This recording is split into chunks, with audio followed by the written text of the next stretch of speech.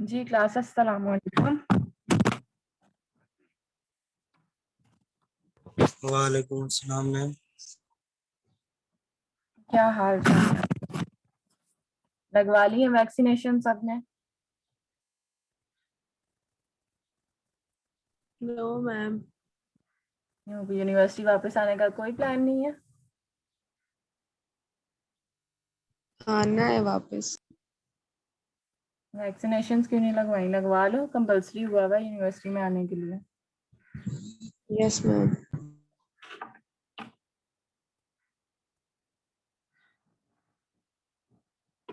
अच्छा स्टार्ट करें। अच्छा आज हम लोगों ने जिस तरह मैंने आपको बताया था, थर्ड मेन रीजन है हमारे पास। एक तो नी सबसे बड़ा था और दूसरा rest and third one is the shoulder joint. Shoulder joint भी नी की तरह बहुत थोड़ा सा कॉमन है। ठीक है, इसकी पैथोलॉजीज भी बहुत ज्यादा कॉमन है और पेशेंट प्रेजेंट करता है इन कंप्लेंट्स के साथ जिसका शोल्डर स्कैन किया जाता है। तो ज्यादातर हम लोग जो ये तीन रीजन है ना, इनका तो मस्कुलोस्केलेटल अल्ट्रासाउंड हो रहा है।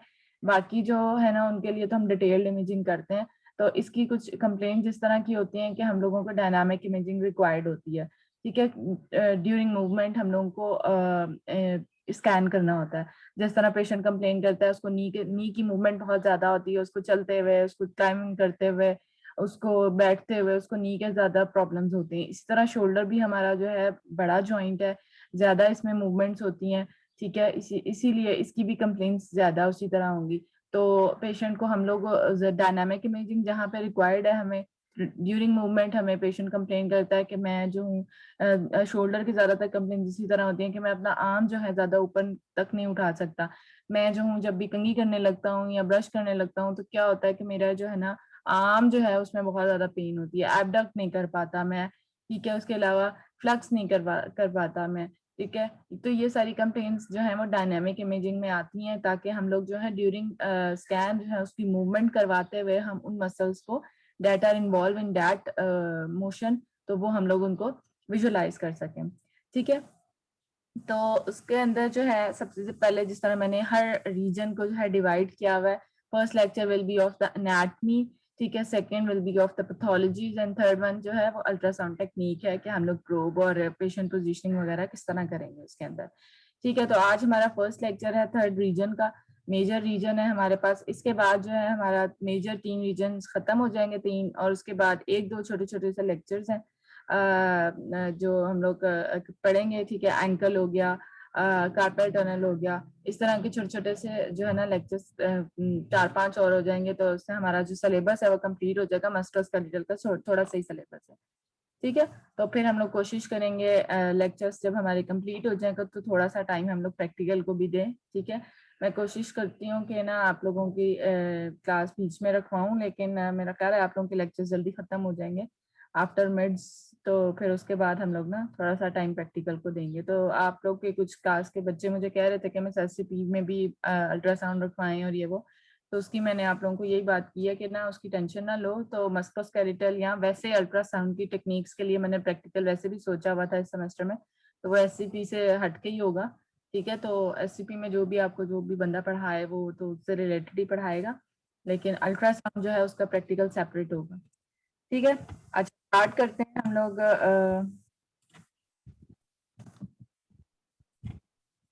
ठीक है, मस्कुलोस्केलेटल अल्ट्रासाउंड जो है उसमें शोल्डर जॉइंट की सबसे पहले हम लोगों ने एनाटमी पढ़नी है। सबसे पहले हम लोग एनाटमी उस जॉइंट की जो है जितनी भी बोन्स हैं दैट मेक्स द जॉइंट, उनको हम पढ़ते हैं कि कौन कौन सी जो हमारे पास बोन्स हैं शोल्डर के अंदर जो हमारा शोल्डर जॉइंट बना रही हैं। आप लोग एनाटमी पढ़ते आ रहे हो, फर्स्ट सेमेस्टर सेकंड सेमेस्टर में एनाटमी वगैरह पढ़ते आ रहे हो, उसमें कोई पढ़ने वाली वो ऐसी कोई है नहीं, हम लोग सिर्फ रिवाइज कर रहे हैं कि हमें पता है कि कौन सी जो बोन्स हैं वो मिलके हमारे पास शोल्डर जॉइंट बना रही हैं। कौन कौन सी बोन्स हैं जो शोल्डर जॉइंट में है?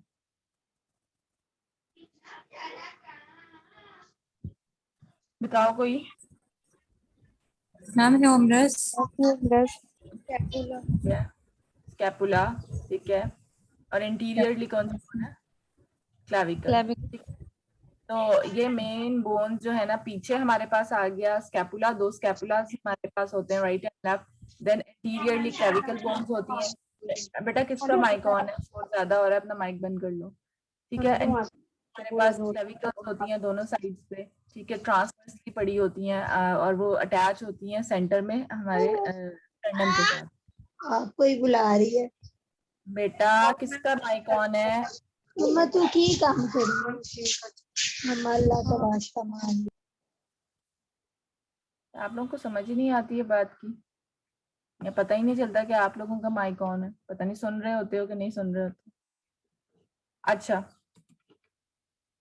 क्या बात कर रही थी? हाँ, जो हमारे पास बोन्स हैं उसकी मैं बात कर रही थी कि एंटीरियरली हमारे पास दो क्लेविकल्स हैं that are attached centrally with the sternum, ठीक है, and posteriorly we have scapula, और पोस्टीरियर हमारे पास स्कैपुला के दरमियान में स्पेस नहीं होती, ठीक है, उसके दरमियान दोनों जो क्या कह सकते हैं स्कैपुला उसके दरमियान आगे से तो एंटीरियरली ये ज्वाइन करते हैं स्टर्नम के साथ। आप अगर उसको ऊपर से व्यू करो, ठीक है, एक्सियल हम लोग इसको अगर स्लाइड्स में इसको देखें तो हमारे पास ये इनकम्प्लीट सर्कल है, ठीक है, एंटीरियरली तो वो स्टर्नम के साथ ज्वाइन कर रही है क्लेविकल, बट पोस्टीरियरली स्कैपुलास दोनों एक राइट और लेफ्ट साइड पे हमारे हैं लेकिन ज्वाइन नहीं कर रहे सेंटर से, दिस इनकम्प्लीट सर्कल। तो दिस इनकम्प्लीट सर्कल को हम लोग शोल्डर गर्डल कहते हैं या पेक्टोरल गर्डल कहते हैं, ठीक है। This is composed of two main component on either side, one is the scapula posteriorly and clavicle anteriorly, ठीक है। फिर हमारे पास है this incomplete ring is open in the back between the two scapula and complete in the front at the clavicle are connected with the sternum in the mid line, जो कि मैंने अभी आपको बताया कि इस सर्कल को अगर हम लोग देखें ऊपर से व्यू करें तो वी नो के पोस्टीरियरली हमारे स्कैपुलास हैं, anteriorly we have clavicles that are joined with the sternum in the mid, ठीक है। तो this is an incomplete ring जो कि posterior, this incomplete ring is known as shoulder girdle. If I ask what are the bones that makes the shoulder girder, you should know कि हमारे पास posteriorly those scapulas हैं that are not attached, interiorly we have clavicles that are attached with the sternum in the midline, ठीक है, posteriorly they are not attached, so they will make an incomplete ring that is known as shoulder girder। clear हो गया? shoulder girder से आगे यहाँ पे हम उसकी bones देख लेते हैं। ये हमारे पास क्या है? scapula, देन इंटीरियरली हमारे पास क्लेविकल एंड जो लेटरली है हमारे पास ह्यूमरस है, बट शोल्डर गर्डर के अंदर ह्यूमरस का कोई काम नहीं है, शोल्डर गर्डर के अंदर scapula and clavicle makes the shoulder girder, ठीक है। ये जो ऊपर कंप्लीट सी रिंग आपको नजर आ रही है यूं सर्कल सा बनता है, ठीक है, ये स्टर्नम के साथ आगे अटैच होती हैं दोनों क्लेविकल, तो यहाँ से ये क्लोज हो जाता है, तो ये यूं करके सर्कल आके यहाँ पे खत्म होता है, तो there is this gap between the two scapula, so this incomplete ring is known as shoulder girder, ठीक है। ये हमारे पास दोनों क्या कहते हैं anterior posterior view है। axial view of the shoulder from the above, अगर हम ऊपर देखें तो ये देखो, अगर स्कैपुला हमारे पास posteriorly पड़ा हुआ था तो स्कैपुला के अंदर दो जो है हमारे पास प्रोसेसेस होते हैं, एक कोराकोइड प्रोसेस होता है, एक एक्रोमियम प्रोसेस होता है, ठीक है। ये हमारे पास आगे क्लेविकल है, ठीक है, this spine is known as coracoid and this is the acromion process, ठीक है। इनके दरमियान हमारे पास ये जो व्हाइट येलो कलर की लाइंस नजर आ रही हैं, these are the ligaments। एक मिनट बेटा,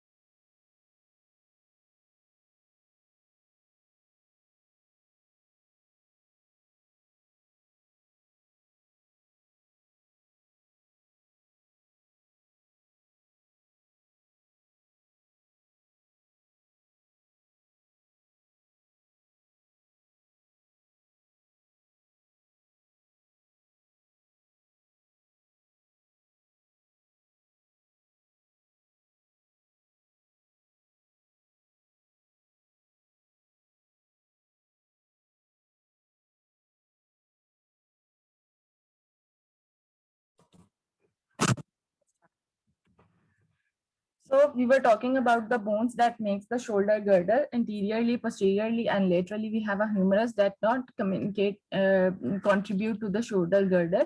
ठीक है, अब हम लोग वन बाय वन इनको पढ़ते हैं और डिटेल में कि उसके ऊपर कौन कौन से प्रोसेसेस होते हैं और कौन से लिगामेंट्स होते हैं जो इन बोन्स को ज्वाइन करके हमारे पास इनको ज्वाइन करते हैं और हमारे पास ज्वाइंट बनाते हैं, ठीक है।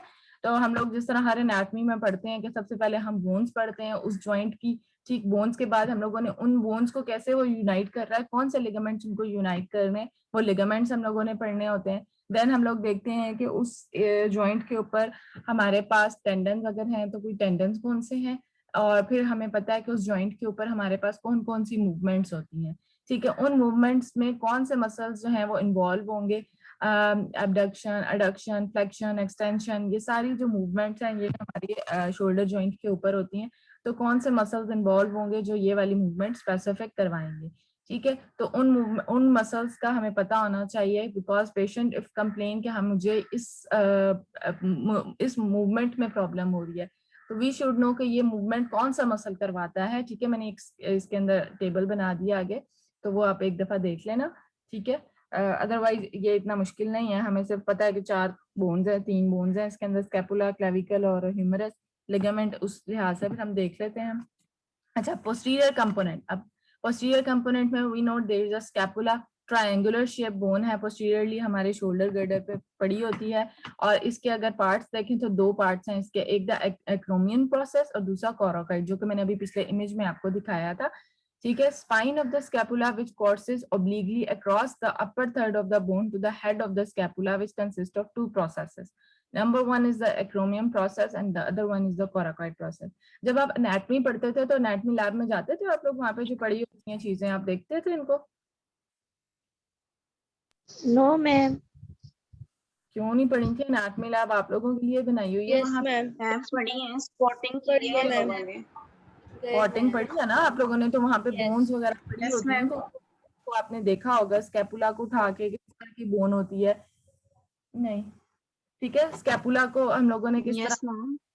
ठीक है, तो वो सारी चीजें आप लोगों ने पढ़ी हुई है, हमें पता है कि स्कैपुला किस तरह की शेप होती है उसकी, उसको अगर आपने उठा के खुद देखा हो, ठीक है। तो एनाटमी में बार बार कहती हूँ कि इमेजिंग वालों की एनाटमी बहुत अच्छी होनी चाहिए। आप लोगों को अगर रियल में चीजें पता है ना, आप लोगों को बोन्स पता है, आप एनाटमी लैब हर टाइम आपके लिए खुली हुई है, आप लोग जाओ वहां पे, देखो बोन्स, देखो वहां पे किस तरह की उसकी शेप होती है, कैसे कैसे उसकी मतलब कहाँ पे टिब्रोसिटीज हैं, कहाँ से वो डिप्रेशन है, ये जहन में लाओ, ताकि आप लोग जब इमेज करो तो आपको नॉर्मल एनाटमी पढ़ा। फिर उसके बाद में कहती होती हूँ जब जो सॉफ्ट टिश्यूज हैं उनकी आप लोगों को एटलीस्ट कंसिस्टेंसी, मतलब किस तरह की वो डेंस टिश्यू है, सॉफ्ट टिश्यू है, तो क्योंकि हम लोगों ने इमेजिंग करनी है तो हम लोग उसी का उस लिहाज से उसकी एक्ोजेनिसिटी या उसकी जो हम लोग रेडियो पे और हमें जिस तरह की उसकी अपीयरेंस होती है वो हमें नजर आती है, ठीक है। तो वो जो है वो हम लोग उसकी डेंसिटी के ऊपर ही उसको डिफरेंट उसमें देख रहे होते हैं। तो जब ये क्या कहते हैं कुर्बानी वगैरह होती है जानवर की, तो उसके जो जितने भी स्ट्रक्चर्स होते हैं उनको कोशिश क्या करो रीड करने की, या मैं छोटे होते बहुत करती होती थी, पढ़ती होती थी, देखती होती थी, उनको देखा करो ट्रेकिया किस तरह का होता है, बीच में कार्टिलेज लगी होती है, ठीक है, और वो किस तरह का हम लोगों का उसमें होता है। मेरे अब्बू को तो बहुत चीजें निकाल निकाल के मुझे देते थे, हार्ट दे दिया, हार्ट को जो है मैं काट के देखती होती थी, चैम्बर्स देखो, इस तरह जो है ना हमें चीजों का पता चलता है, लिवर की, किडनी को कट करके देखो, ठीक है, उसके अंदर हमें नजर आएगा कैलसिस किस तरह के होते हैं, पेल्विक जो सिस्टम है किस तरह का बनता है। तो एटलीस्ट आप लोग जो आंखों से देखी हुई चीज रियल नहीं होती है ना, बेटा किसका माइक फिर ऑन हो गया है? हसनैन आसिफ,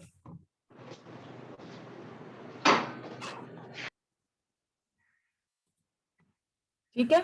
तो जो है जो चीज रियल में देखी होती है ना, वो जब हम इमेज करते हैं ना तो हमें पता होगा कि ये यार इसकी इमेज, क्योंकि इमेज में काफी टाइम जो है हमें कुछ चीजें क्लियर नहीं नजर आ रही होती, जब रियल में हमें पता है ना तो हम लोग उसका व्यू बेहतर बना सकते हैं, ठीक है। अच्छा, बैक टू द पॉइंट, हम लोग थे कि स्कैपुला जो है वो रियल में किस तरह का होता है, उसके 2 प्रोसेसेस होते हैं, एक एक्रोमियम प्रोसेस, दूसरा कोराकोइड प्रोसेस, ठीक है।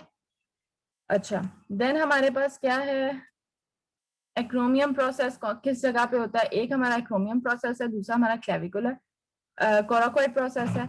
तो उसके साथ अटैचमेंट होगी हमारे किनकी, लिगामेंट्स की। तो वो कौन से लिगामेंट्स हैं, वो नेम से हम भी आपको बताते हैं कि ये वाले लिगामेंट्स इनको ज्वाइन करेंगे तो this that ligament. Acromion process forms the tip of the shoulder and articulates with the clavicle at the acromioclavicular joint, ठीक है, that is a broad flat plate of the bone continuous with the spine of the scapula.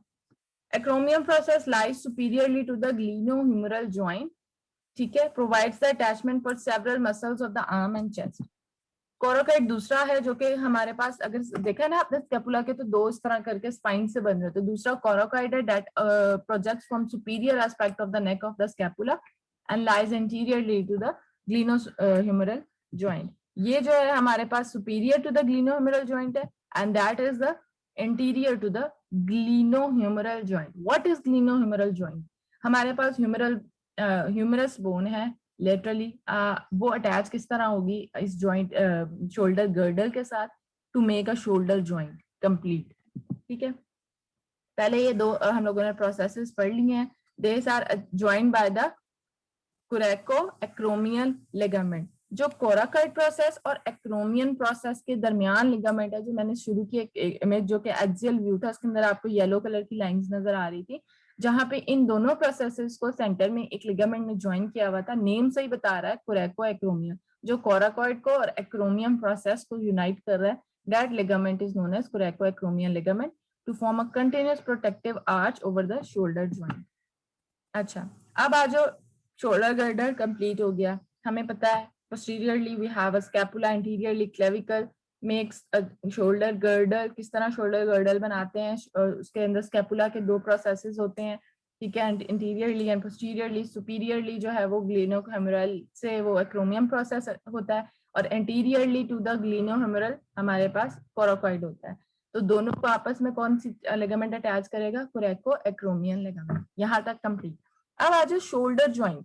ठीक है, between the two processes of the scapula sits the glenoid cavity, a hollow depression. आप देखो anatomy आप revise कर रहे हो, picture को ज़हन में लाओ. ये गर्डल बन गया, साइड्स पे हमारे पास ह्यूमरस ने अटैच होना है, तो ह्यूमरस के लिए कोई डिप्रेशन होना चाहिए ना, हॉलो कैविटी होनी चाहिए जहाँ पे जाके ह्यूमरस का जो हेड है वो जाके फिक्स होगा. ठीक है, तो वो ग्लीनोइड कैविटी कहलाती है. That hollow depression which articulates with the head of the humerus to form the shoulder joint. Shoulder girdle हो गया. अब शोल्डर ज्वाइंट कैसे बनेगा? शोल्डर ज्वाइंट बनेगा ह्यूमरस से और शोल्डर गर्डल से. ठीक है, तो ये तीन बोन्स हमारी मिलके शोल्डर ज्वाइंट बनाएंगी. तो ह्यूमरस कैसे अटैच होगा? जो हमारा शोल्डर गर्डल का लेटरल पार्ट था जो कि थोड़ा सा डिप्रेस था, हॉलो कैविटी थी, उसके अंदर ग्लीनोइड कैविटी के अंदर उसका हेड जो है वो आके फिक्स होगा. So the head of the humerus and the glenoid cavity of the scapula articulates to form a ball and socket joint. आपको पता है ball and socket joint कैसा होता है, ठीक है, and known as the glenohumeral joint. अच्छा, फिर हमारे पास ये जो हेड है ह्यूमरस का, that will attach into the glenoid cavity. वहां पे एक लेब्रम होता है, ठीक है, जिसको ग्लीनोइड लेब्रम कहते हैं. What is this? This is a fibrocartilage ligament. ये जिस तरह बाकी लिगामेंट्स होते हैं, ये थोड़ा सा समझ लो कि सर्कुलर एक होता है रिंग की फॉर्म में. ग्लीनोइड कैविटी के अंदर एक फाइब्रोकार्टिलेज लिगामेंट वहां पे होगा. तो ये क्या होगा, इसका जो हेड है ना वो इसके अंदर आके फिक्स हो जाएगा ताकि ये हमारे पास एक जॉइंट प्रॉपर एक बना सके. ठीक है, इस लिगामेंट को, ह्यूमरस को समझ लो कि ह्यूमरस किस चीज से अटैच होता है with the glenoid cavity. It's a glenoid labrum. Labrum क्या है? इट्स अ फाइब्रोकार्टिलेज लिगामेंट है. ठीक है, वो रिंग की तरह होता है और उस कैविटी के अंदर इस तरह रिंग में पड़ा होता है और आके जो है उसका हेड ह्यूमरस का उसमें अटैच हो जाएगा. ठीक है, तो glenoid labrum what is it? It's a fibrocartilage wedge shape ligament attach along the margin of the glenoid cavity. ठीक है, forming a ring which serves to make the cavity deeper. This increase the stability of the glenohumeral joint and cushions the humeral head. ठीक है, तो ये क्या provide कर रहा है आपको? स्टेबिलिटी प्रोवाइड कर रहा है and cushioning to the humeral head. ये लिगामेंट है. ठीक, ये अगर आप देखो, एक मिनट बेटा,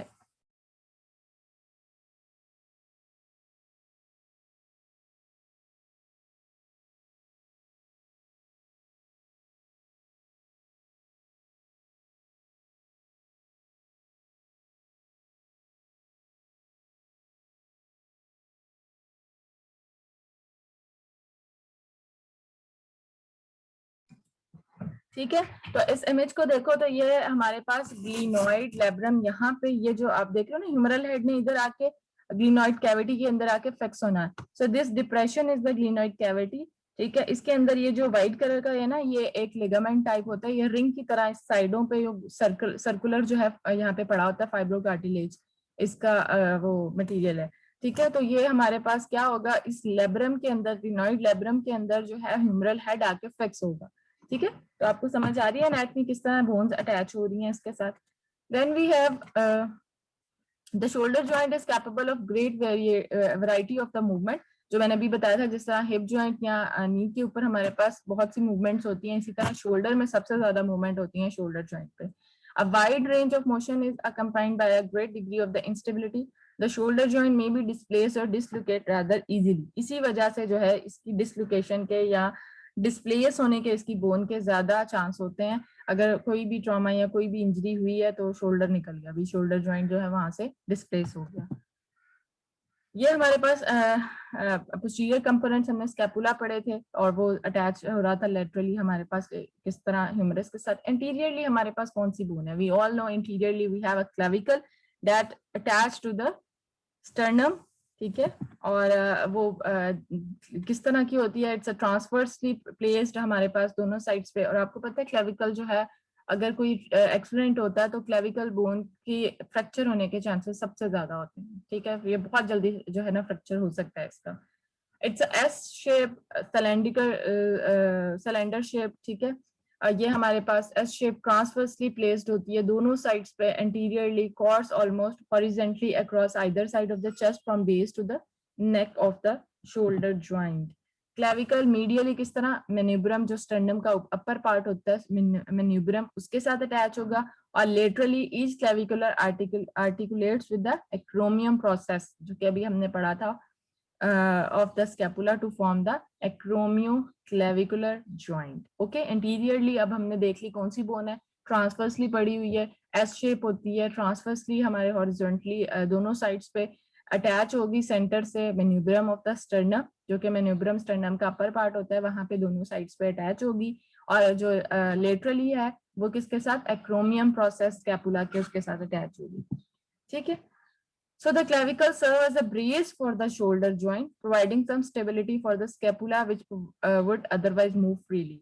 It also serve as an attachment for several muscles of the arm, chest and back. फिर आ गया हमारे पास humerus. The humerus is a hemispherical articular surface to is bordered by the anatomical neck of the humerus. हमारी जो neck है उसकी जो समझ लो head है किसका, humerus का, that will attach with the scapula, जो उसका ग्लीनॉइड कैविटी है उसके अंदर आके फिक्स होगा, और फिक्स किससे होगा, ग्लीनॉइड लेब्रम के थ्रू। Is covered by hyaline cartilage. Greater tuberosity lies lateral to the anatomical neck, it has 3 facets. अगर आप लोगों ने इसकी भी एनाटॉमी इसको रियल में देखा है, अगर ह्यूमरस बोन को, तो आपने देखा होगा इसकी 2 ट्यूबरोसिटीज होती हैं, ग्रेटर ट्यूबरोसिटी एंड लेसर ट्यूबरोसिटीज। ठीक है, मैं आगे डायग्राम में दिखाती हूँ। This is the greater tuberosity. ये हेड अगर है गोल सा बिल्कुल, तभी तो ये बॉल एंड सॉकेट जॉइंट बनाता है। ये अटैच होगा हमारे उस ग्लिनॉइड कैविटी के अंदर। ठीक है, फिक्स हो जाएगा उसके अंदर। ये जो पीछे हमारे पास थोड़ा सा उभार सा हमें नजर आ रहा है, this is the greater tuberosity या ग्रेटर ट्यूबरकल इसको कहते हैं। ये हमारे पास नेक है, anatomical neck, this is surgical neck. ठीक है, ये ग्रेटर ट्यूबरोसिटी अगर हम पोस्टीरियर से देखें ये, और लेसर ट्यूबरोसिटी ये। ठीक है, जो अंदर इस साइड पे जो होगी ना वो लेसर, और उनके दरमियान में एक ग्रूव बनता है। ठीक है, this groove is very important. यहाँ पे एक इंपॉर्टेंट मसल की अटैचमेंट होती है। ठीक है, वो अभी हम आगे पढ़ते हैं। ठीक है, तो there is a groove between the greater tuberosity and the lesser tubercle. ठीक है, इन दोनों के दरमियान। फिर सेंटर में हमारे पास ये डेल्टॉइड ट्यूबरोसिटी है, सेंटर से थोड़ा सा ये बाहर की तरफ हो। नीचे जो है वो हमारे पास मीडियल एंड लेटरल, और ये हमारे अटैच होंगे जो रेडियस और अल्ना के साथ। ठीक है, तो हमारे कंसर्न में अभी शोल्डर जॉइंट में यही ये वाला पार्ट है ऊपर, और इसके साथ जो मसल्स हैं वो हम लोग इसकी पढ़ते हैं। अच्छा, greater tuberosity has 3 facets, the superior, middle and posterior. ठीक है, तो इनके बस आप लोगों ने ये याद करना है कि ग्रेटर ट्यूबरोसिटी हैज 3 फेसेट्स, और इनके ऊपर, तीनों के ऊपर 3 मसल्स की, टेंडन्स की अटैचमेंट्स होती है। ठीक है, वो 3 टेंडन्स कौन से हैं, सुपीरियर नाम याद करने हैं। सुपीरियर फेसेट के ऊपर सुप्रास्पाइनेटस, मिडल के ऊपर हमारे पास इंफ्रास्पाइनेटस, और पोस्टीरियर फेसेट के ऊपर हमारे पास टीरीज माइनर टेंडन। ठीक, सुपीरियरली ऐसे याद रखो, सुपीरियर फेसिट के ऊपर सुप्रास्पाइनेटस, मिड इंफीरियर जो हमारे पास उससे थोड़ा सा नीचे आ जाओ फेसिट पे मिडल पे, तो उसके ऊपर इंफ्रास्पाइनेटस, एंड थर्ड जो पोस्टीरियरली पड़ा होगा वहां पे teres minor tendon. This is important point. ठीक है. Greater tuberosity has 3 facets and insertion of 3 tendons. अब आ जाए lesser tuberosity, lies anterior to the humeral head, जो कि अभी हमने पिक्चर में देखा है. ठीक है. इसके ऊपर कौन से टेंडन की इंसर्शन होगी? Subscapularis tendon. क्लियर हो गया? 3 मसल हमारे 3 टेंडन्स हमारे हो गए. ग्रेटर टिब्रोसिटीज के ऊपर हमारे सबसे ऊपर जो है वो याद करना, superiorly, middle and posteriorly. Superiorly supra, center में इंफीरियर पे जो आ गया इंफ्रा नेम से है, and posteriorly we have teres minor. और हमारे लेसर टिब्रोसिटी के ऊपर कौन सा टेंडन है? सबस्कैपुलरिस. सिर्फ याद करने वाली चीजें हैं, टेंडन्स कौन से. फिर दोनों लेसर और ग्रेटर टिब्रोसिटी के अंदर मैंने अभी आपको बताया था there is a groove.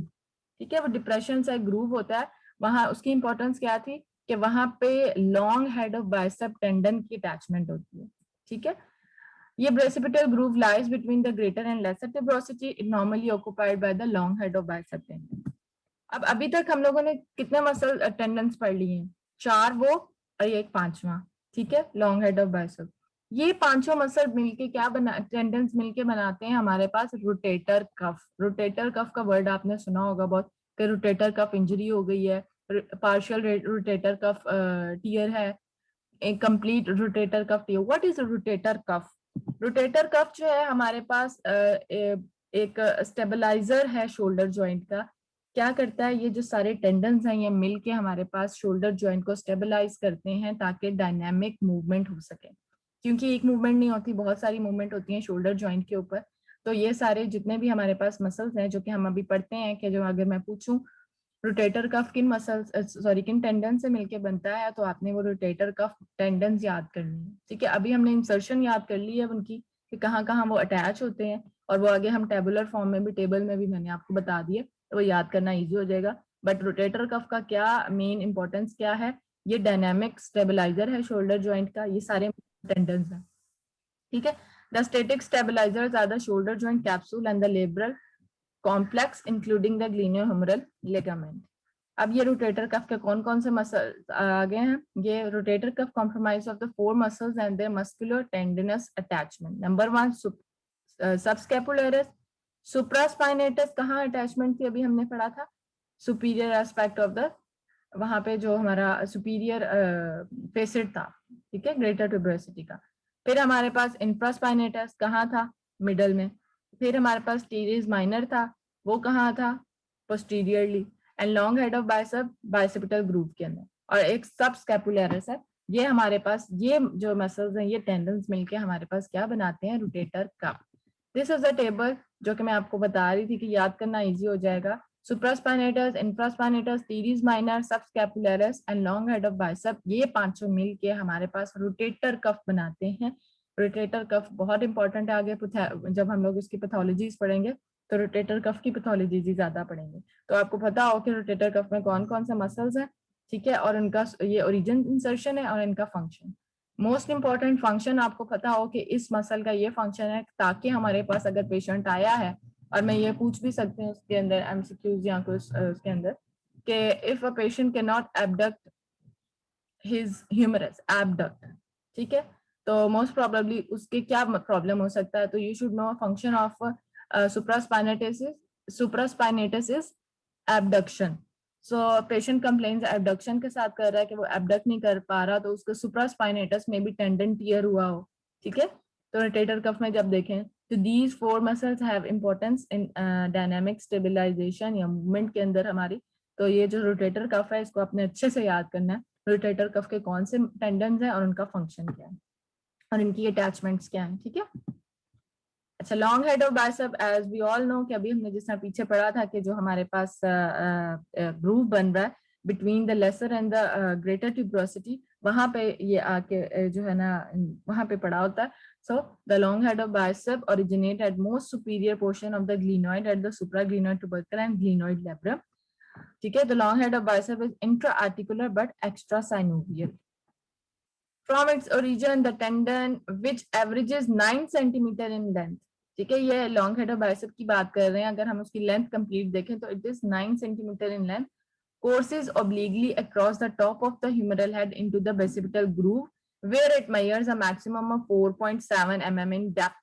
So the depth is 4.7 mm and the length is 9 centimeter. किसकी? basipital groove की, ठीक है। Then we have basipital groove के अंदर क्या है? Within the basipital groove, the bicep tendon is restrained by the transverse humeral ligament. अब वो वहां पे अटैच किस तरह हो रहा है? जो ट्रांसवर्सली हमारे पास एक लिगामेंट है, दैट इज ह्यूमरल लिगामेंट, वो उसको जो है ना क्या कहते हैं, उसको स्टेबल कर रहा है उस जगह पे जहाँ पे वो ग्रूव के अंदर उसकी प्लेसमेंट है। Grooves which are less than 3 mm are considered shallow with high risk of long head of bicep dislocation or the subluxation. This is important point, ये भी एक MCQ point है कि अगर उस ग्रूव की जो डेप्थ है, ठीक है, वो जितना कम हॉलो होगा उसमें उसके जो हमारे पास लॉन्ग हेड ऑफ बाइसेप जो है उसकी डिसलोकेट होने के चांसेस ज्यादा है, ठीक है। जितना वो डीपर होगा, डेप्थ में ज्यादा होगा, वो उतना स्टेबल होगा, उतना वो फिक्स हो जाएगा उसके अंदर, तो उसके डिसलोकेट होने के चांसेस कम होते हैं। क्लियर हो गया? तो अगर 3 mm से कम है उसकी डेप्थ, उसकी शैलोनेस, ठीक है, तो डिसलोकेशन के चांसेस ज्यादा हैं। फिर हमारे पास the lesser tuberosity forms the medial aspect of the basipital groove, forms the lower side wall of the groove, resulting in a higher incidence of medial subluxation of the long head of bicep than the lateral. Ligaments आ जाओ, दो तो पढ़ लिए थे। एक हमारे पास क्या है, कौन कौन सा जो पूरे शोल्डर जॉइंट पे लिगामेंट्स है? कोरेकोह्यूमेरल लिगामेंट जो कोराकोइड प्रोसेस ऑफ ह्यूमरस को ज्वाइन कर रहा है, ग्लिनोह्यूमेरल लिगामेंट जो ग्लिनोइड कैविटी के अंदर जो लेब्रम है हमारा, जो लेब्रम था जिसके अंदर ह्यूमरस हेड ने आके फिक्स होना है, वो उस लिगामेंट को ग्लिनोह्यूमेरल लिगामेंट कहते हैं, या फिर हमारे पास वो ग्लिनोलेब्रम कहलाता है। ट्रांसवर्स ह्यूमेरल लिगामेंट ये किसको स्टेबल करता है? जिस तरह अभी हमने लास्ट स्लाइड में पढ़ा था, लॉन्ग हेड ऑफ बाइसेप, ठीक है। फिर हमारे पास ग्लिनोइड लेब्रम, वही एक फाइब्रो कार्टिलेज है हमारे पास जो कि फिक्स करेगा किसको? ये ह्यूमरस, ठीक है। अब कोरेकोह्यूमेरल लिगामेंट क्या है? कोराकोइड प्रोसेस से ह्यूमरस पे आ रहा है एक ligament, a broad band of connective tissue that connects the coracoid process of the scapula to the greater tubercle of the humerus. Bones पढ़ ली है, अब उन बोन्स को अटैच हमारे लिगामेंट्स। अब नेम से हमारे लिगामेंट से बस नेम पढ़ते जाओ, नेम से बता रहा है कि दो बोन्स को किसको वो ज्वाइंट लिगामेंट याद कर रहा है। लिगामेंट चारों के नाम याद कर लो, रोटेटर का मसल्स के नाम याद कर लो, बोन्स कौन सी हैं वो याद कर लो, शोल्डर गर्डल किस तरह बना रहा है बोन्स के अंदर वो याद करो, ठीक है। और फिर नेम से लिगामेंट किए हैं कि ये किसको किसके साथ बना। ग्लिनोइड जो फोसा है उसको ह्यूमरस के साथ जो फाइब्रस बैंड है, ठीक है, वो ज्वाइंट अगर कर रहा है तो दिस इज ग्लिनोह्यूमेरल ज्वाइंट, ठीक। फिर transverse humeral ligament, a narrow sheet of connective tissue running between the greater and lesser tubercle, ठीक है। ये लॉन्ग हेड ऑफ बाइसेप जो है ना उसको क्या कहते हैं, उसको स्टेबल कर रहा है, ठीक है। तो ये हमारे पास खत्म हो गए उसके लिगामेंट्स। अब आगे बरसास, जिस तरह हम लोगों ने पहले पढ़े थे नी के अंदर वी हैव सम बरसास, ठीक है। उनका क्या काम होता है? वो एक कुशनिंग इफेक्ट देते हैं। They are adequate fluid fill structures, ठीक है, प्रेजेंट बीनीथ सम मसल्स जो कि उसकी फ्रिक्शन को रिड्यूस कर सकते हैं। मूवमेंट में बहुत ज्यादा ये मसल्स इन्वॉल्व होते हैं, ज्यादा मूवमेंट होती है, तो ये मसल्स उतना ही मूव करने की वजह से इनके टीयर होने के चांसेस ज्यादा है। तो अल्लाह ताला की तरफ से हमारे पास इस जगहों पे अल्लाह ने बरसास कुछ रखे हुए हैं ताकि ज्यादा मूवमेंट की वजह से वो आपस में टीयर होने के चांसेस कम हो, ठीक है। इसी तरह नी के अंदर जो बरसास हमने पढ़े थे, इसी तरह शोल्डर के अंदर नेम से आपको बता रही हैं कि जो जो मसल्स हैं उनके बीनीथ हमारे पास ये बरसास पड़े हुए। नाम याद कर लो, सब स्कैपुलर बरसास, सब डेल्टोइड बरसास, सब एक्रोमियल बरसा एंड सब कोराकोइड। ये नाम से आपको बता रहे हैं, सब मींस बीनीथ दैट स्ट्रक्चर हमारे पास ये बरसा पड़ा हुआ, ठीक है। अब located between the joint capsule and the tendon of the sub scapular muscles, ये बरसास जो है ना बस उनकी पोजीशंस बताई हुई है कि किस किस जगह उनके नेम से आपको बता रही हूँ। Subscapular bursa is usually continuous with the synovial capsule. This bursa is important, जो हमारा synovial joint बनाता है पूरा shoulder joint, synovial joint है ना, तो synovial capsule के अंदर synovial joint के अंदर क्या होता है? synovial fluid होता है।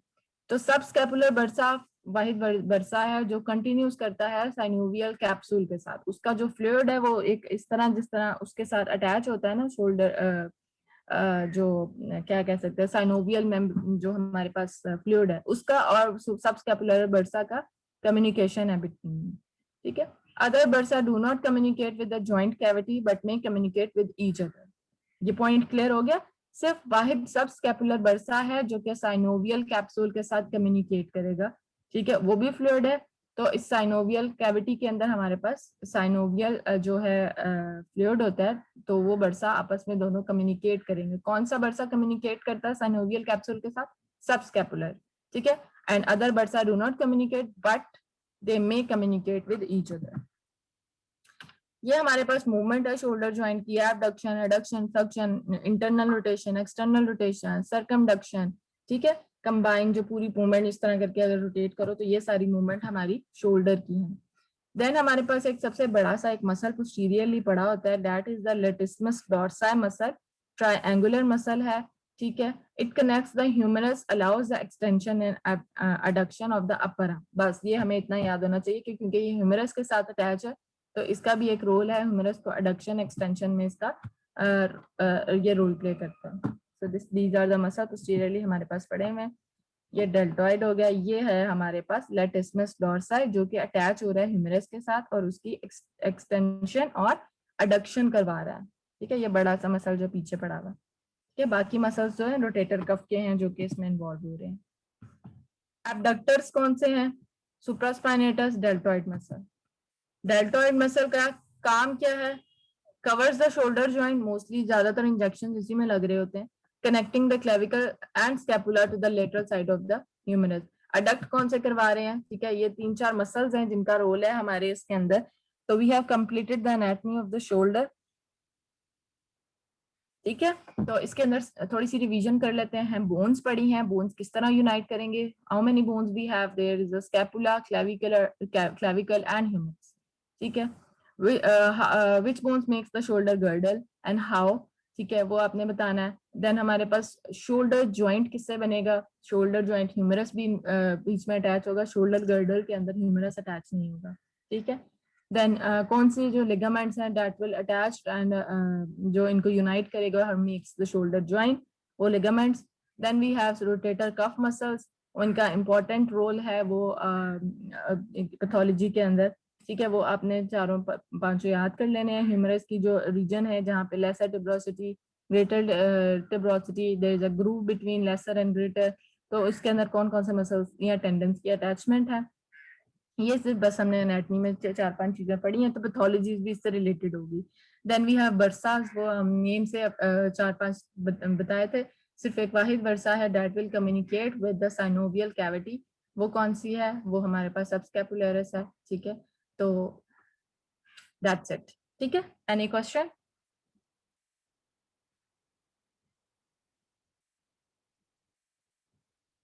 मैम हाँ जी, ये एक्स्ट्रा साइनोवियल इंट्रा साइनोवियल का क्या मतलब है? जो हमारी साइनोवियल No. कैविटी होती है, आप भी कुछ बोलियो, ठीक है। जो हमारी साइनोवियल कैविटी है उसके आपने क्या पूछा? एक्सटर्नल और इंटरनल कैविटी जो होती है हमारी साइनोवियल, ठीक है। साइनोवियल एक कैविटी होती है, साइनोवियल फ्लूइड उसके अंदर होगा, जो उसके आउटसाइड होगा that is known as extra, and जो इंटरनल होंगे वो इंटरनल होंगे स्ट्रक्चर्स, ठीक है। तो साइनोवियल में इंटरनल स्ट्रक्चर हो सकते हैं? इंटरनल स्ट्रक्चर्स होते हैं, कौन से? हमने साइनोवियल हाइपरट्रॉफी पढ़ी थी ना एक, वो क्या है? Synovial membrane okay ma'am, okay जो एक्सक्रीट कर रही है साइनोवियल फ्लूइड को, ठीक है। तो साइनोवियल जो फ्लूइड है वो आता कहाँ से है? साइनोवियल जो लाइनिंग है हमारे पास, तो वहां से ही तो फ्लूइड बनता है, और वो हमारे साइनोवियल कैप्सूल के अंदर जो फ्लूइड है वो आता वहीं से। साइनोवियल हाइपरट्रॉफी हमने पढ़ी, तो साइनोवियल मेम्ब्रेन का जो है बड़ा इंपॉर्टेंट रोल है, ठीक है।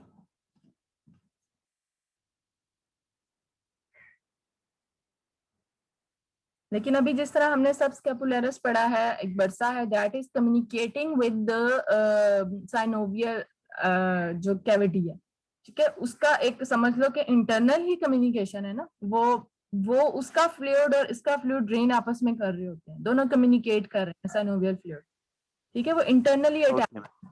तो ये उससे भी हम लोग कह सकते हैं कि जो इंटरनली दोनों कैविटी के साथ अटैच होंगे और जिसका कम्युनिकेशन नहीं है उस साइनोवियल कैविटी के, इज आउटसाइड, एक्सटर्नल हो सकते हैं।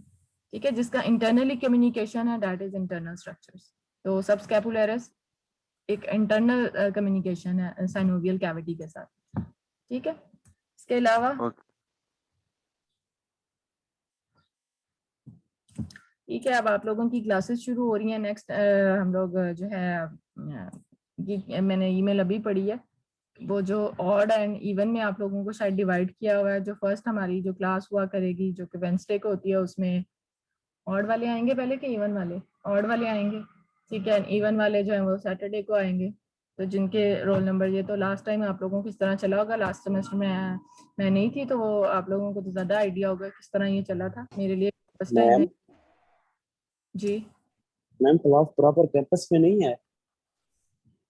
सुना तो ये था कि ऑन कैंपस ही सारी क्लासेस होंगी, लेकिन अब फिर इन्होंने डिवाइड कर दिया है बच्चों को कि होंगी ऑन कैंपस ही, लेकिन आधे बच्चे जो हैं वो एक दफा आएंगे, आधे बच्चे एक दफा। हफ्ते में 2 क्लासेस होती हैं, तो एक क्लास में ऑड वाले आएंगे तो दूसरे जो क्लास होगी हफ्ते में उसमें इवन वाले आएंगे, इस तरह। तो जो जिसमें नहीं आएंगे वो ऑनलाइन कर देना। मैम जो ऑनलाइन है वो दोनों डेज में क्लासें होंगी। ऑनलाइन तो इसी तरह क्लास में, जिस तरह मैं आपको पढ़ा रही होती हूँ क्लास में जाके पढ़ाती हूँ ना, तो वो आप लोग सुन। अच्छा मैम, जो ऑनलाइन लेना चाहते हैं ऑनलाइन भी ले सकते हैं ना? अब जिनकी प्रॉब्लम, मेरा ख्याल है मैं पता कर लेती हूँ, लेकिन डिवाइड जिस तरह ऑर्डर इवन में किया हुआ सिर्फ उसी का होगा, जो अपनी मर्जी का तो नहीं मेरा ख्याल हो सकता। हाँ जी मैम, वो अटेंडेंस तो आप ऑनलाइन क्लास में भी लगाएंगी ना, तो फिर वो अटेंडेंस उनकी हो जाएगी। हाँ वो तो हो ही जाएगी, ये मसला ही होगा चलिए मुझे तो मैम, ये लग रहा है। प्लीज पता नहीं बताइएगा। आप लोगों ने पहले ये पढ़ा है, ये ऑनलाइन आधे ऑन कैंपस। सर पढ़ा नहीं मैम, ये थोड़ी पढ़ा देर ही हुआ चला है। था वो, लेकिन कैंसिल हो गया था। जी भाई, मैंने कहा जब अब यूनिवर्सिटी जब स्टार्ट हो गई है तो सारा कुछ ऑन कैंपस ही करना चाहिए, उनको सबको बुलाएं, वैक्सीनेशन लगवाओ और वापस आओ सारे।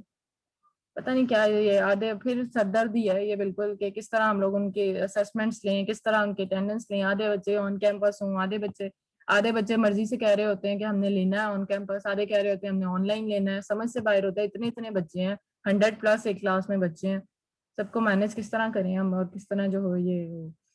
चलो अभी स्टार्ट तो करते हैं ना, जिस तरह उन्होंने इनकी पॉलिसी बनाई है। तो जो है फर्स्ट वीक में जो फर्स्ट क्लास हुआ करेगी उसमें ऑड वाले आ जाया करें, और जो सेकंड है उसमें इवन वाले आ जाया करें। तो अभी देखते हैं, एक हफ्ता स्टार्ट करते हैं किस तरह ये मैनेज होगा। प्रॉब्लम होगी तो ऑब्वियसली ये लोग कुछ करेंगे ही, लेकिन अभी स्टार्ट इसी तरह ही होगा।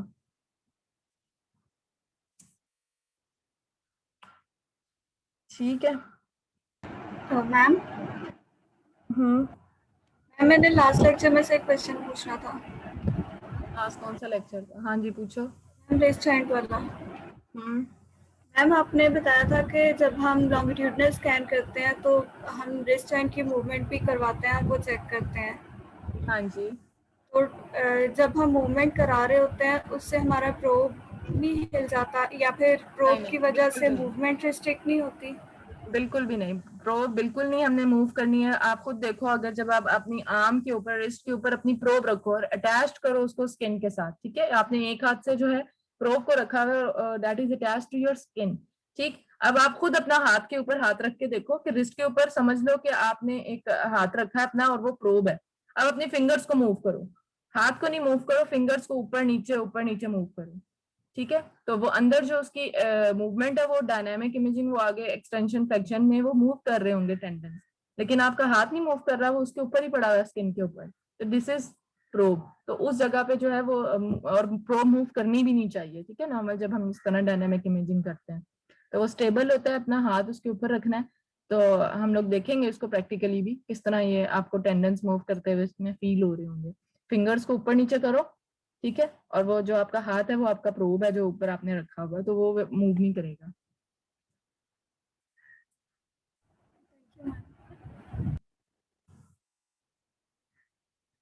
इसी तरह जब हम पैनोरामिक इमेजिंग करते हैं उसमें क्या होता है, प्रोब को हमने मूव करके पूरे व्यू को हमने एक लैंडस्केप जो व्यू है हमारा उसको एक ही इमेज के ऊपर लेके आना होता है। उसके अंदर भी बड़ी केयर की जरूरत होती है कि क्या हमने प्रोब को बिल्कुल सीधा लेके आना, थोड़ा सा भी इधर उधर हिला ना तो वो ओवरलैप हो सकता है इमेज हमारा। ठीक है, ये भी हम देखेंगे उसके ऊपर अभी, लेकिन हमारे पास जो मशीन है उसके अंदर ये पैनोरामिक इमेजिंग वाला फंक्शन नहीं है, बट मैं वैसे ट्राई करूंगी कि किस तरह मूव करता है, किस तरह हम इसकी इमेज बनाते हैं, वो उसके ऊपर भी दिखाऊंगी। ठीक है, प्रैक्टिकल भी यूं ही कर लेंगे कि मतलब अगर ऑड इवन में है तो एक दिन हम लोग जो बच्चे ऑड वाले हैं, जब हमारे लेक्चर्स खत्म हो जाएंगे तो ऑड वाले बच्चे जिस दिन आए उस दिन हम उनका करवा लेंगे प्रैक्टिकल, इवन वालों की जिस दिन क्लास हुआ करेगी, और उस दिन हम लोग जो है ना उनके साथ प्रैक्टिकल कर लेंगे। ठीक है, वो भी यूं ही अब डिवाइड करते हैं, पता नहीं क्या हिसाब है मैम इवन का। जी मैम अगर साथ साथ ही थोड़ा थोड़ा इनका बता दिया करें, उधर ही मशीन तो पड़ी हुई है यूनिवर्सिटी में, क्या बता दिया करो? लेकिन साथ साथ ही थोड़ा सा ना बता दिया करें, उधर मशीन तो पड़ी हुई है ना, तो प्रैक्टिस करवा दिया करें लेक्चर के बाद मशीन हम में लोग कभी। लैब में रख दी है, हम लोग कैसे जाएं जब क्लास में, क्लास तो जहाँ लें फिर उसके बाद मशीन पड़ी है वो ऊपर, उन्होंने लैब जो 4th फ्लोर पे बना दी है उधर जाके मशीन रख दी है। ठीक है, तो वो अब हम ड्यूरिंग क्लास तो नहीं वहाँ पे जा सकते, लेकिन क्लास के बाद जो है ये सारी चीजें हम लोग ना पढ़ेंगे इंशाल्लाह, थोड़ा सा रिवाइज भी करते जाएंगे ताकि आप लोग जो पहले पढ़ चुके हुए हो, क्योंकि सिर्फ हमने मस्कुलोस्केलेटल नहीं देखना, आप लोगों को जनरल वो भी स्कैनिंग भी दिखानी है, क्योंकि आप लोगों ने वो पढ़ लिया, रीजनल भी पढ़ लिया, जनरल भी पढ़ लिया, अल्ट्रासाउंड पढ़ लिया ना, दोनों सब्जेक्ट। तो जी वो मैम। आप लोगों को कोई भी नहीं कुछ चीज पता होगी तो हम वो चीजें भी जनरली आप पूरी प्रैक्टिकल रखेंगे। तो सिर्फ मस्कुलोस्केलेटल तो थोड़ा सा ही है, वो तो हम देख ही लेंगे जल्दी। हमारे पास एक ही प्रोब है, वैसे तो हाई फ्रिक्वेंसी लीनियर प्रोब यहाँ पे नहीं है, लीनियर प्रोब है, उससे जितना गुजारा हो सका हम करेंगे। हाई फ्रिक्वेंसी में ऑब्वियसली वो डेडिकेटेड होती है मस्कुलोस्केलेटल के लिए। तो जिस तरह मैंने आपको लास्ट टाइम बताया था कि हम लोग एक कॉन्फ्रेंस रखेंगे 3 डेज की, तो मैं कोशिश करूंगी कंपनी से ना हम अच्छी मशीनें जो है ना वहाँ पे डिस्प्ले करवा सकें, ताकि उनको आप लोग एक दफा देखो। ये कंपनीज वाले अपनी मशीन जो है ना डेमो पर्पस के लिए इधर उधर रखते होते हैं, हॉस्पिटल्स में भी और डॉक्टर्स के लिए भी, देखने के लिए कि क्या क्या नई चीजें आ रही हैं। तो उनसे कोशिश करेंगे हम अच्छी मशीन्स भी लें, ताकि अच्छे फंक्शंस का भी आपको बीच में आइडिया हो कि किस तरह होती है। लेकिन अभी आप बेसिक चीजें तो देख लो, फिर हम एडवांस की तरफ भी आ जाएंगे। तो बेसिक में यही स्कैनिंग और प्रोब हैंडलिंग, नोवोलॉजीज, ये चीजें अभी हम स्टार्ट करेंगे। ठीक है, वैसे टाइम हुआ करेगा तो इंशाल्लाह फिर हम लोग इन बिटवीन आवर लेक्चर्स जो हैं कोशिश करेंगे कि टाइम एक्चुअली मैनेज नहीं होता, 1 घंटे की तो क्लास होती है, उसमें फिर किस तरह मैनेज हो। पूरी ऊपर लैब में जाके नीचे बेसमेंट में क्लास होती है आपकी, बेसमेंट में नहीं फर्स्ट फ्लोर पे शायद, क्या पता नहीं, अभी देखो क्या अरेंज होता है ऑन कैंपस।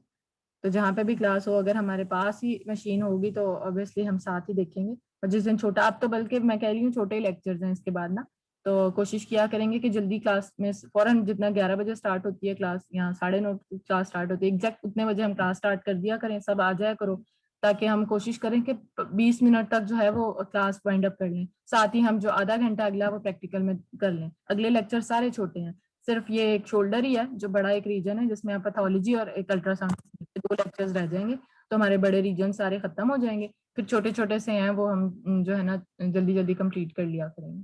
ठीक है, तो उसमें कोशिश करेंगे साथ प्रैक्टिकल करने की। ठीक है, कोई क्वेश्चन इससे अलावा कुछ और बात करनी है?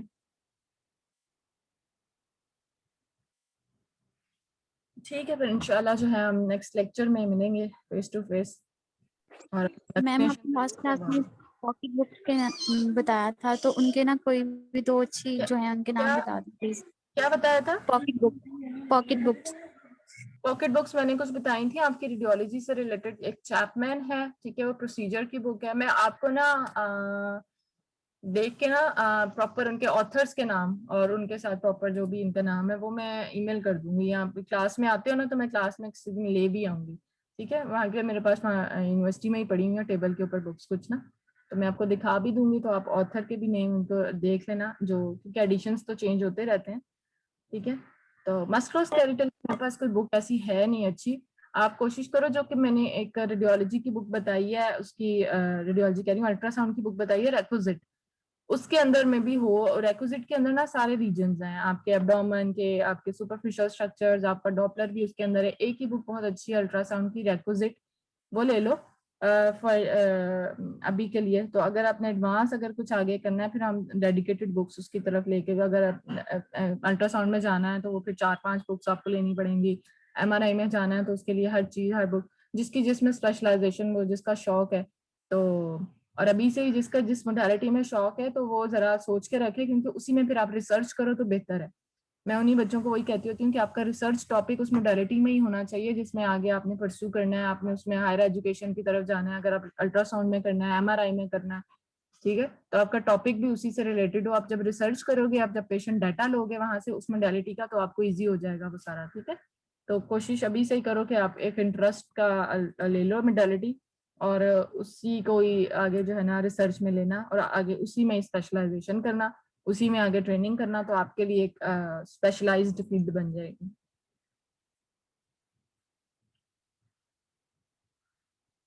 मुझे पता है बॉयज जो है ना बहुत कम ही अल्ट्रासाउंड की तरफ आते हैं। बॉयज को मैं कहती हूँ MRI या इसकी तरफ, CT, एक्सरेज, फ्लोरो के प्रोसीजर्स, ठीक है, न्यूक्लियर मेडिसिन, ठीक है, ये सारे हाईली पेड वाले हैं। और उतने ही नो डाउट अल्ट्रासाउंड भी है, लेकिन जिसका जिसमें इंटरेस्ट है वो फिर उसमें अपनी मोडालिटी चूज करे, और उसमें फिर जो है ना अपना रिसर्च टॉपिक भी अभी से ही सोच के रखें कि मैंने इस टॉपिक करना है। ठीक है,